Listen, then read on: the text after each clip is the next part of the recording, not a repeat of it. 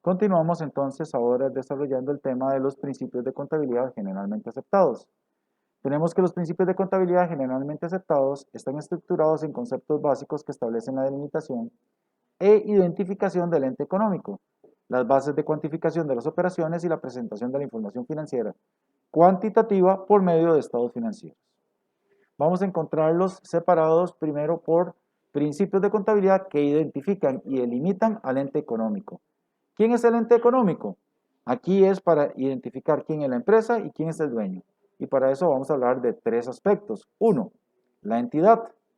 Este principio postula la identificación de la empresa como ente independiente en su contabilidad, tanto en sus accionistas o propietarios, de sus acreedores, deudores, como de otras empresas.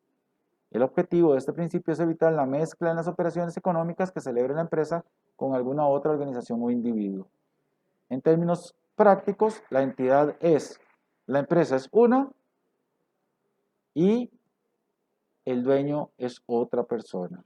No se pueden mezclar los números, los datos, los gastos, nada. Segundo, hablaríamos del principio de realización. Cuantifica las operaciones económicas que realiza una empresa, tanto con otros entes económicos como las ocurridas por transformaciones internas o por eventos económicos externos que afectan a la entidad. Esto quiere decir que el día en que ocurre la transacción, ese día se hace. Vamos a cuantificar, a poner en términos monetarios las operaciones económicas. ¿Cuáles? Las que ocurran tanto al interno como al externo de la organización. Y de eso se trata la realización. Presentar los datos en la fecha que corresponde con los montos que corresponden. Y el tercero es periodo contable. Este principio divide la vida económica de una entidad en periodos convencionales para conocer los resultados de operación y su situación financiera por cada periodo independientemente de la continuidad del negocio. En Costa Rica el periodo contable va del 1 de enero al 31 de diciembre. Y estos periodos contables también se pueden dividir en periodos de mes, donde voy midiendo mes a mes cómo van las operaciones de mi empresa. Luego, vamos a tener los principios de contabilidad que establecen la base para cuantificar las operaciones del ente económico y su presentación. Lo primero va a ser el valor histórico original. Este principio se establece que los bienes, derechos deben evaluarse a su costo de adquisición o fabricación. Ya desde aquí nos está diciendo de qué se trata. Todo lo que se va a registrar se va a hacer al costo de adquisición, o sea, lo que diga la factura, o de fabricación, lo que a lo interno determinamos que nos costó producirlo. Sin embargo, admite que estas cifras deben de modificarse en caso de que ocurran eventos posteriores que les hagan perder significado, aplicando los métodos de ajuste en forma sistemática que perseveren la imparcialidad y objetividad de la información contable.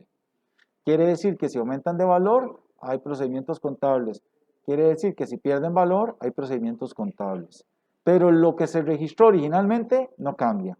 Se agregan otras partidas. También establece que si se ajustan las cifras por cambios en el nivel general de precios y se aplican todos los conceptos susceptibles de modificarse que integran los estados financieros, se considera que no ha habido una violación de este principio. Sin embargo, esta situación debe quedar debidamente aclarada por la información que produzca. Esto del índice de precios o la inflación es porque conforme va pasando el tiempo, las cosas valen menos. Entonces se pueden hacer revaloraciones, ajustes con base en esta información. Tenemos adicional, negocio en marcha y dualidad económica. Negocio en marcha, este principio presupone la permanencia del negocio en el mercado, con la excepción de las entidades en liquidación. Esto quiere decir que, por ejemplo, en Costa Rica, las entidades tienen una vida de 99 años, y eso por no decir para siempre. Son creadas con el fin de existir y de que tengan negocios durante muchos años. Aunque estadísticamente menos del 1% de las empresas superan los 30 años.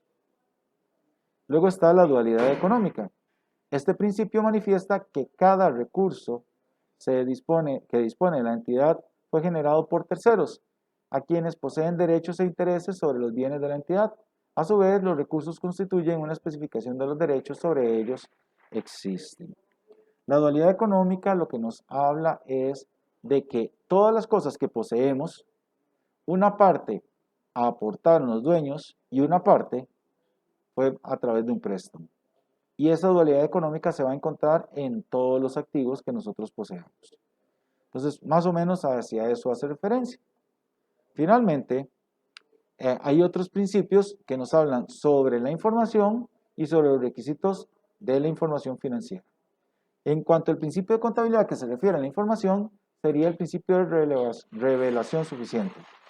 Este principio se refiere al hecho de que los estados financieros deben de contener de manera clara, comprensible, todo lo necesario para juzgar los resultados de la operación y la situación financiera. El ejemplo más claro que tenemos en este punto es el detalle o el registro que se hace en los asientos, donde damos una explicación de qué fue lo que pasó en la transacción. Luego, y para finalizar, tenemos los principios de contabilidad que se refieren a requisitos generales del sistema de información. Y para ello tenemos dos, la importancia relativa y la consistencia. La importancia relativa dice que este principio postula que en la elaboración de la información financiera se debe equilibrar el detalle y la multiplicidad de los datos con los requisitos de utilidad y finalidad de la información.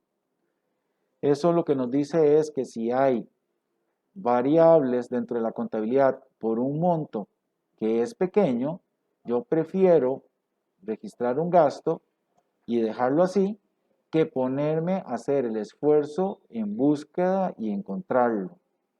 Porque voy a gastar más buscándolo que en lo que en realidad va a representar dentro de la contabilidad.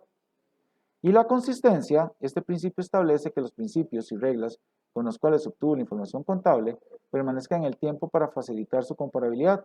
Asimismo, establece que cuando exista algún cambio, este se justifique y se anote el efecto que produce en las cifras contables. La consistencia quiere decir que si teníamos registrado una mesa con un valor de 1000 colones y sabemos que nos va a durar 10 años y entonces de cada año se nos va a gastar en 100 colones la mesa, no puede ser que al final del tercero, el quinto o cualquier año yo decida que en lugar de 100 van a ser más, van a ser 200. Porque el principio de consistencia dice que desde el principio y hasta el final las reglas deben de permanecer inalterables. Solo que hayan situaciones que lo justifiquen de causa mayor. En caso contrario, pues esto no se debe hacer. Y pues bueno, lo próximo que vamos a tener es el ejercicio de señas.